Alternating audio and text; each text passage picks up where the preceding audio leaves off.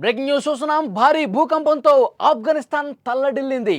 కునార్ ప్రావిన్స్లో 6.0 తీవ్రతతో భూకంపం సంభవించింది.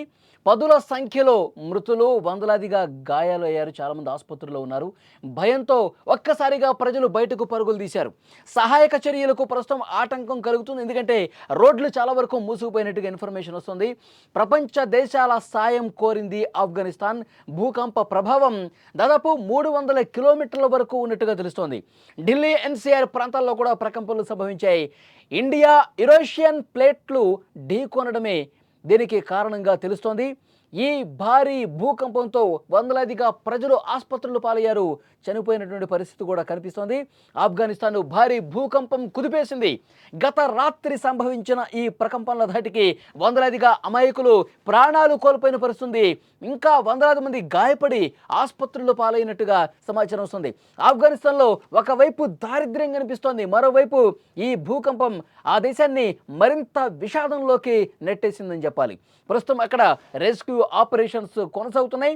తూర్పు ఆఫ్ఘనిస్తాన్లోని కునార్ ప్రావిన్స్ను 6 తీవ్రతతో రాత్రి ఒక్కసారిగా అర్ధరాత్రి సమయంలో భూకంపం వచ్చింది.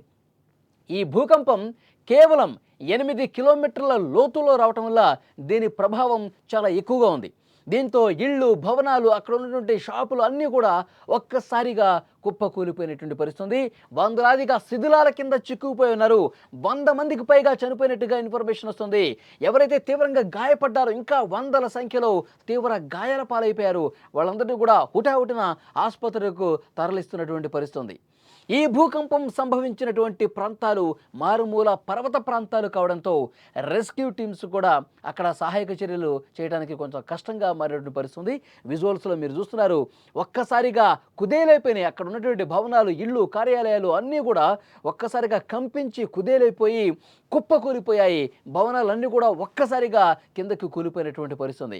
ఆ భవనాల కింద వందలాదిగా చిక్కుకుపోయారు. 100 మందికి పైగా చనిపోయినట్టుగా తెలుస్తుంది. మొదటగా 20 మంది చనిపోయినట్టుగా అధికారిక సమాచారం వచ్చింది. కానీ ఆ లెక్క అంతకంతకు పెరుగుతోంది. ఇంకా ఎక్కువ సంఖ్యలో లెక్క బయటకు వస్తుంది. 100 మందికి పైగా ఈ భూకంపంలో చనిపోయారు. ఇంకా వందలాదిగా వాళ్ళ తీవ్ర గాయాల పాలై ఆసుపత్రుల్లో చికిత్స పొందుతున్నటువంటి పరిస్థితి. పూర్తిగా రోడ్లు కూడా ధ్వంసమైపోయాయి. దీనివల్ల లోయల్లో చిక్కుకుపోయిన వారి దగ్గరకు చేరుకోవడం సాధ్యపడటం లేదు. అయినా సరే అక్కడి ప్రభుత్వం సహాయక చర్యలను వేగవంతం చేస్తోంది. ఇప్పటికే రంగంలోకి హెలికాప్టర్లను కూడా దించింది. మరోవైపు ఆఫ్ఘనిస్తాన్ ప్రభుత్వం ప్రపంచ దేశాల నుంచి, మానవతా సంస్థల నుంచి కూడా సాయం అర్థిస్తోంది. ఇక్కడ రెస్క్యూ చేయడానికి కొన్ని ఇబ్బందికర పరిస్థితులు ఉన్నాయి, కొంత సాయం చేయండి, కొన్ని హెలికాప్టర్లు పంపించండి, ఆర్మీ సిబ్బందిని మీ వాళ్ళని పంపించి ఇక్కడ సహాయ కార్యక్రమాలు చేయండి అంటూ ప్రపంచాన్ని అర్థిస్తున్నటువంటి పరిస్థితి ఉంది.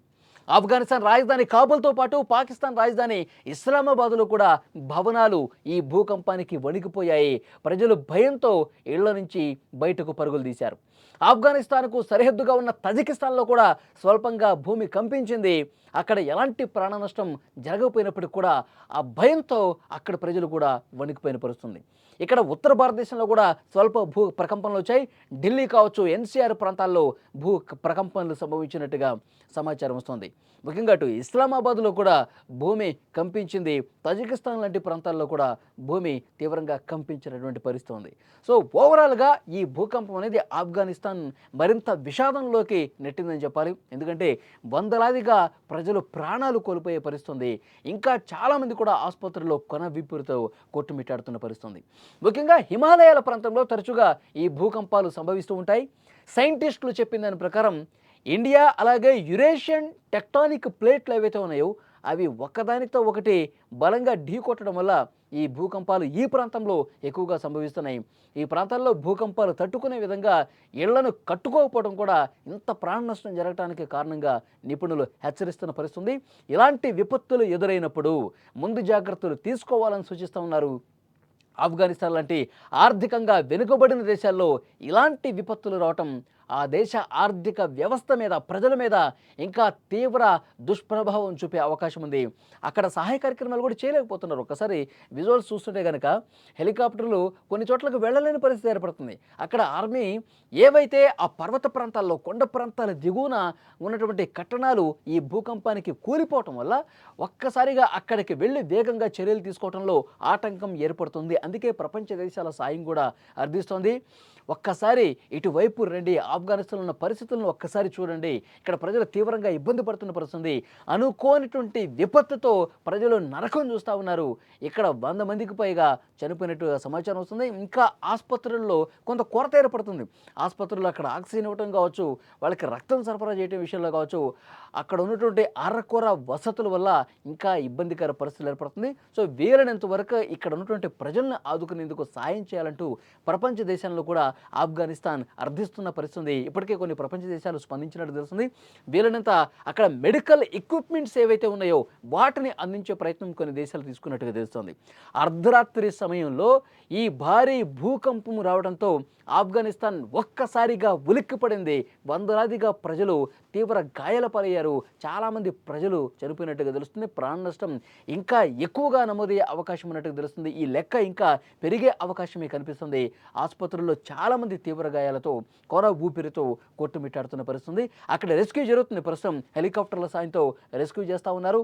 శిథిలాల కింద ఎవరైతే చిక్కుకుపోయారో, శిథిలాల కింద ఉన్న వాళ్ళని వెలికి తీయడం కూడా కొంత కష్టంగా ఏర్పడుతుంది. ఎందుకంటే కొండ దిగువ భాగాన వాళ్ళు కట్టడాలన్నీ కట్టుకుంటారు. ఒక్కసారిగా లోపలికి ఇళ్ళన్నీ కూడా కూరుకుపోవడంతో అర్ధరాత్రి సమయం కావడంతో చాలా వరకు ప్రజలు నిద్రిస్తున్న సమయంలోనే ఇది జరిగింది. కాబట్టి ఆ నిద్రలోనే చాలామంది ప్రాణాలు కోల్పోయినటువంటి హృదయ విదారక దృశ్యాలు అక్కడ కనిపిస్తూ ఉన్నాయి. అక్కడ రెస్క్యూ చేస్తూ ఉన్నారు. ఇంకా రెస్క్యూ కొనసాగుతుంది.